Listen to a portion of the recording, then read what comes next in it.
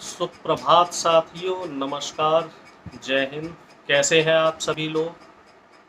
उम्मीद करता हूँ इस गर्मी में आप सभी लोग ठीक ठाक ही होंगे। जी हाँ, चलिए सीधा मुद्दे की बात करते हैं। मुद्दा छुपा नहीं है। 4 साल हो गए हैं। बच्चे पहले जंतर मंतर पे धरना दे रहे थे। 2 महीने 3 महीने जंतर मंतर पे बच्चों ने धरना दिया, सरकार ने नहीं सुनी। पुलिस ने लाठीचार्ज किया। फुटपाथ पे बच्चे रुके हुए थे, सो रहे थे, उनको भगाया। अब वो बच्चे नागपुर के संविधान चौक पर पिछले 70 दिनों से धरना प्रदर्शन कर रहे हैं। आमरण अनशन पे बैठे हुए हैं। उनमें से कुछ बच्चों की जानें भी गई। ताजा तरीन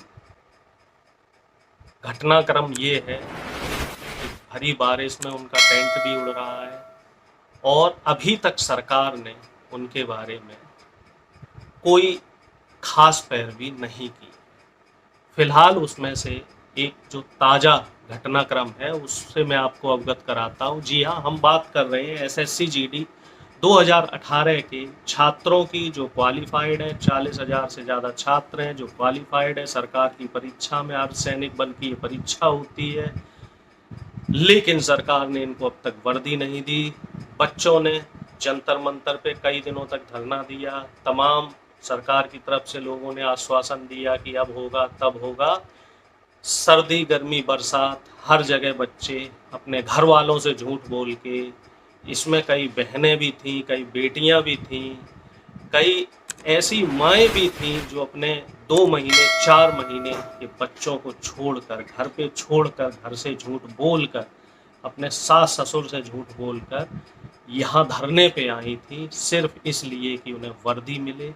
लेकिन दुर्भाग्यवश उनकी बात नहीं सुनी गई। ये हमारे लोकतंत्र के लिए बड़ी दुर्भाग्य की बात है। और ये वो बच्चे नहीं हैं जो अनक्वालिफाइड हैं, ये बच्चे क्वालिफाइड हैं। इन्होंने वो परीक्षा पास कर ली है। अब इसमें बच्चे जंतर मंतर से हताश होकर जब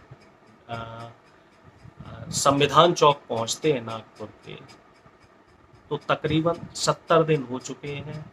नागपुर में बारिश हुई, बच्चों का टेंट उड़ा, भरी बरसात में वहीं प्रोटेस्ट में बैठे रहे। अब एक और जो होम देखने में आया डिपार्टमेंट है, सामाजिक न्याय वहाँ मतलब इनका सिलेक्शन होने के बावजूद भी इनको क्यों अभी तक ड्यूटी पर नहीं लिया है।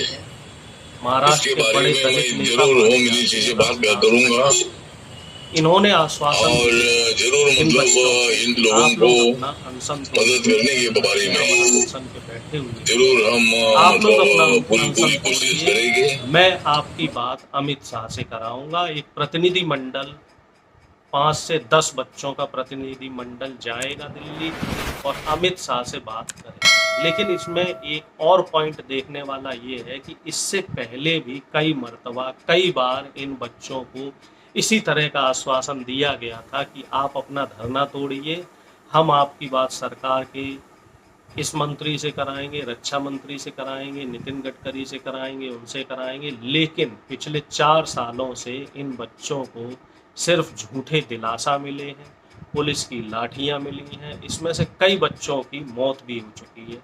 आंकड़े ये बताते हैं लगभग 700 बच्चे अपनी जिंदगी से मरहूम हो चुके हैं, लगभग 700 परिवार उजड़ चुके हैं। कुछ बच्चों ने डिप्रेशन में आके आत्मदाह भी कर लिया, सुसाइड नोट भी छोड़ गए कि 4 साल 3 साल तैयारी करने के बाद हम परीक्षा को क्वालिफाई करते हैं और क्वालिफाई करने के बाद अगर हम परीक्षा पास नहीं कर पाते हैं तब तो बात अलग है कि हम क्वालिफाइड नहीं हैं। लेकिन अगर हम परीक्षा पास कर लेते हैं और परीक्षा पास करने के बाद भी सरकार हमें नौकरी नहीं देती है, तो इसमें कमी किसकी? सिस्टम की कमी है, सरकार की कमी है, किसकी कमी है? सवाल कई है। लेकिन अब इसमें देखने वाली बात ये होगी कि क्या वाकई सरकार इनकी सुनेगी, क्या सरकार कोई सकारात्मक रास्ता निकालेगी, क्या गृह मंत्री जी इनसे मिलेंगे या फिर इनका अनशन तोड़वाने के लिए, इनको नागपुर के संविधान चौक से हटाने के लिए फिर इनकी कोई साजिश है, फिर इनकी कोई चाल है। क्योंकि सरकार पहले भी इस तरह के जो रवैया है, और तमाम प्रोटेस्ट में, ये इसी प्रोटेस्ट में नहीं, जैसे किसान आंदोलन हुआ था, मैं उस आंदोलन का हिस्सा रहा था, तो वहाँ ये बोल दिया गया था कि आप इस आंदोलन को हटा दीजिए और हम लोग जो है एमएसपी पे बात करेंगे, एमएसपी पे कमेटी बनेगी। 30 दिन का समय दिया था, अब उस घटना को लगभग 150 से ज़्यादा दिन हो गए, 6 महीने हो गए। तो ये सरकार की साजिश है। इससे पहले भी और शिक्षकों के और प्रोटेस्ट हुए, रेलवे के प्रोटेस्ट हुए, एनटीपीसी के प्रोटेस्ट हुए, लेकिन हर जगह सरकार ने युवाओं के साथ और जो प्रोटेस्ट कर रहे थे, आंदोलन कर रहे थे, उनके साथ धोखा किया है। और अगर कोई ज़्यादा विरोध करता है तो उस पर राजद्रोह का केस लगा दिया जाता है। तो इस तरह की तमाम चीज़ें हैं, और देखने वाली बात ये रहेगी कि सरकार इस बार इनकी सुनती है या फिर इन्हें फिर से वही झूठी दिलासा मिलेगी। तमाम सवालों के साथ, बच्चों के अंधकार में भविष्य के साथ मैं आपको कई सवाल छोड़ के जा रहा हूँ। उम्मीद करता हूँ कि सरकार इनकी सुने, लेकिन देखने वाली बात ये होगी कि सरकार का रवैया क्या रहेगा। ये अगले सप्ताह 15 से 20 तारीख के बीच में उन बच्चों से मिलने की डेट दी गई है अमित शाह को। देखते हैं, मैं बराबर आपको उस खबर से अपडेट करता रहूँगा।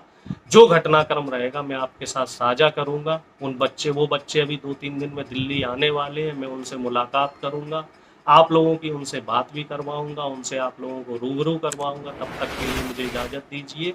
अगर मेरा वीडियो आपको पसंद आया हो तो लाइक करें, कमेंट करें, शेयर करें, चैनल को सब्सक्राइब करें, और ज़्यादा से ज़्यादा ये आवाज़ जो हमारे देश का युवा है, देश का भविष्य है, इसकी आवाज़ ज़्यादा से ज़्यादा लोगों तक पहुँचाने की कोशिश करें। जय हिंद, जय भारत।